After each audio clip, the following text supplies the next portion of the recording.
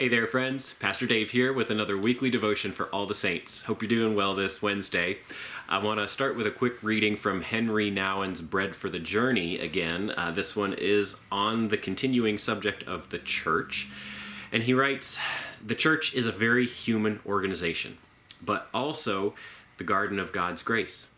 It is a place where great sanctity keeps blooming. Saints are people who make the living Christ visible to us in a special way.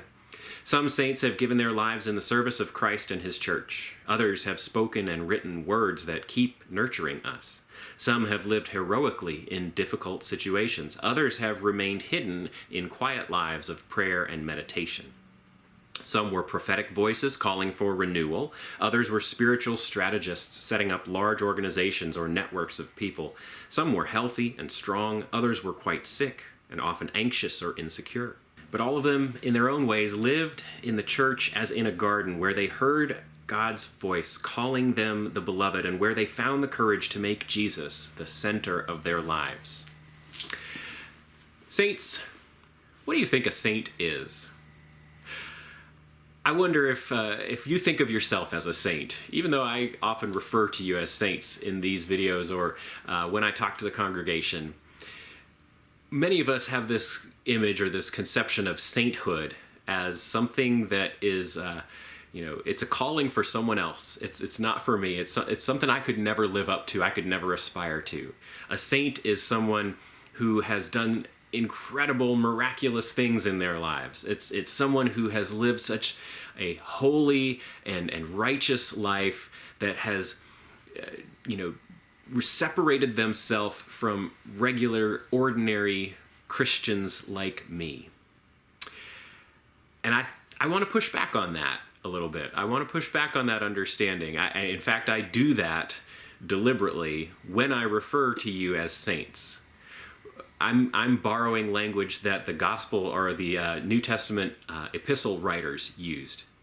People, when they would address a congregation through their letter, would often use terminology, hoi hagioi in Greek, that we translate as saints, holy ones of God. I don't think that Paul or Peter or James or John or any of the writers of these letters thought that the people that they were addressing were on a pedestal way above themselves. I think what they were doing was they were identifying people as the people of God.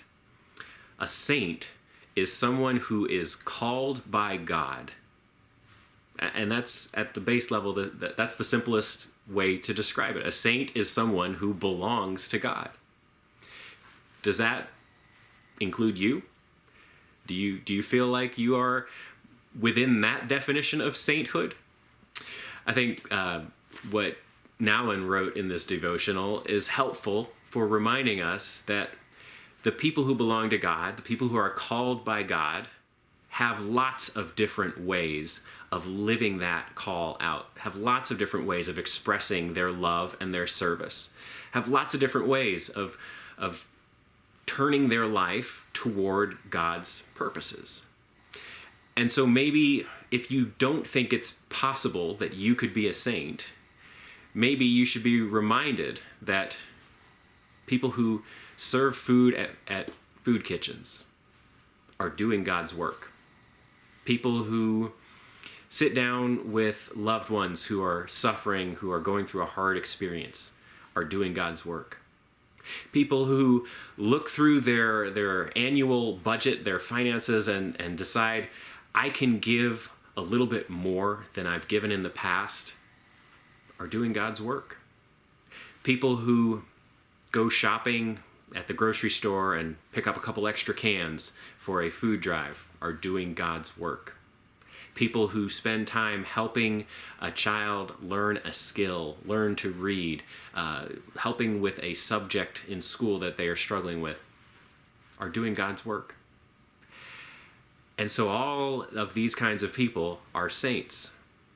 Perhaps that means that you are one too. Saints, that's your devotion for this week. Hope it's helpful and worth thinking about. I hope you're doing well and staying healthy. I'll be praying for you. Please keep praying for me. I'll see you all again soon. Take care.